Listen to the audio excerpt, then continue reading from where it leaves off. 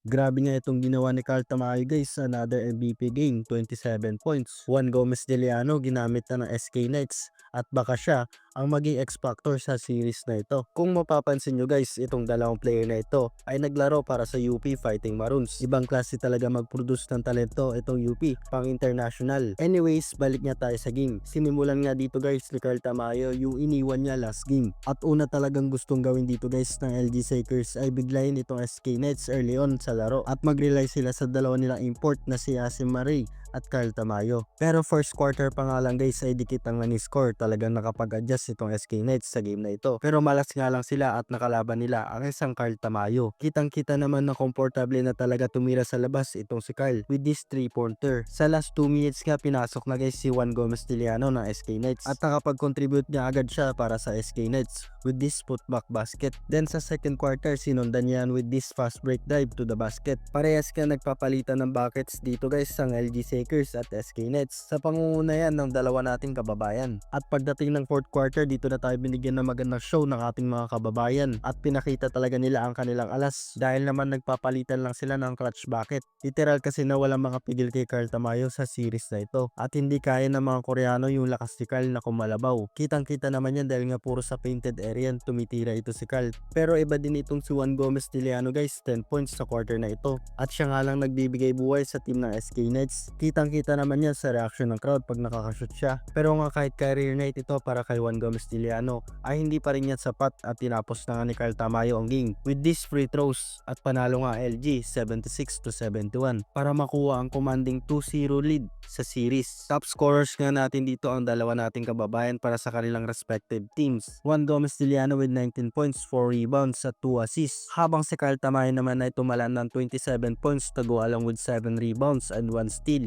at MVP ulit sa game.